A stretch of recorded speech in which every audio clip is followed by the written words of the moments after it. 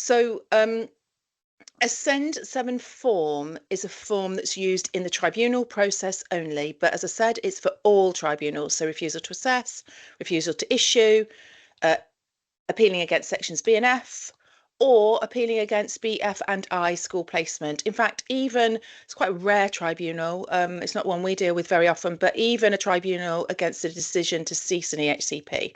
So in the tribunal process, you'll be given a timetable, and part of that timetable will be your final evidence deadline. And if you send evidence after this date, the final evidence deadline, it will just be sent back to you and it will not be accepted as tribunal evidence.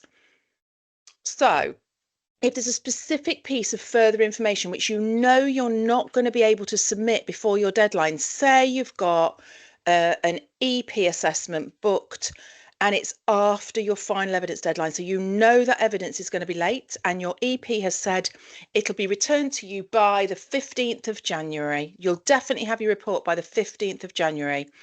Then you can ask for your final evidence deadline to be extended using a request for changes form, which is a SEND7.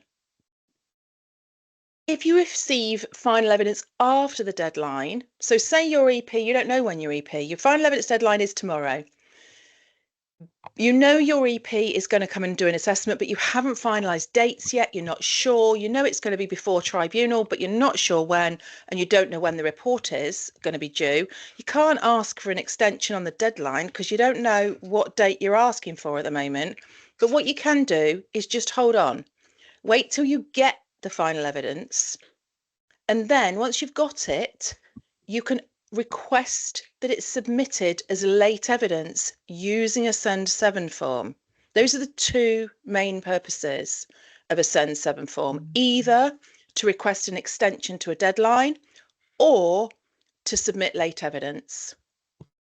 This is part of the actual form. In this part of the form, you have to tick what you are asking for the extension for, asking for the SEND7 for. And you can see, hopefully, it's a little bit small, but hopefully you can see that there are a number of things that you can tick.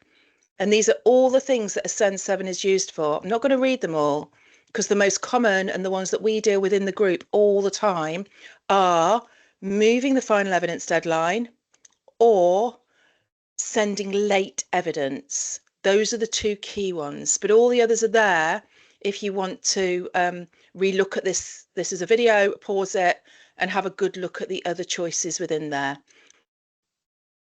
So the process of submitting a SEND7 form is the same for whatever reason. You have to follow this process, whether you're submitting it to request a change in the deadline or whether you're asking for final evidence to be submitted or for any of the other reasons that are listed on the form. And what you have to do is, firstly, you must email your local authority tribunal rep. And you have to say, please, can you tell me the LA's views on submitting my EP report as late evidence? Or please, can you tell me the local authority's view on asking for an extension of the final evidence deadline to the 15th of January 2025? You wait for their response. You wait 5 days for their response. And you complete part 1 of the SEND7 form, which is your child's name, your appeal number, type of appeal, the local authority's name, your final hearing date, and the date you asked the local authority's view. You must fill that in as well. So you wait the 5 days. In that 5 days, you are going to get a response back from your local authority, hopefully, saying, yes, absolutely, we're happy to agree to this extension, or yes, absolutely, we're happy for you to submit your EP report as late evidence, or maybe it's usually actually, you expect to no, but actually it's usually a yes.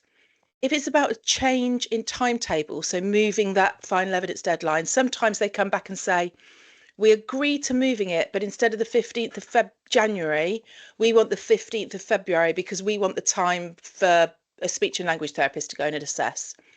So you negotiate with the local authority, you gather their view, and then you fill it in. You can see the box on the slide. You must include the other party's response to your request. So you fill it in that box and you just write what the local authority responded. yes, we have no objections to the EP report being submitted as late evidence, or yes, we're happy for January the 15th to become the final evidence deadline, or no, we agree to a change in the final evidence deadline, but not to January the 15th. We want it to move to February the 15th. Whatever they say, you write it in there. You put your reasons in the box above. Doesn't matter if what you're saying is different to the local authority. You present your argument in that box. You can go into a separate sheet if you want to, but I find that I can generally fit my reasons for the request in that box. You then sign it and date it. You tick that you're the parent, and you send the form. If it's a request for to submit late evidence, obviously you include the evidence as well, but you send the form to SENDIST, copying in the local authority. Okay, and then you wait. And at the moment, you wait and you wait.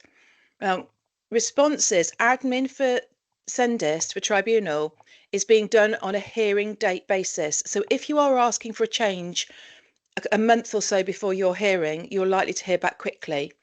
If you're asking for a change and your hearing is in 6 months' time, then you are going to wait a long time, because they are prioritising admin for hearings that are soon before hearings that are a long way away. So what you do, once you've sent it in, you just have to kind of take a leap of faith and carry on expecting it to be agreed.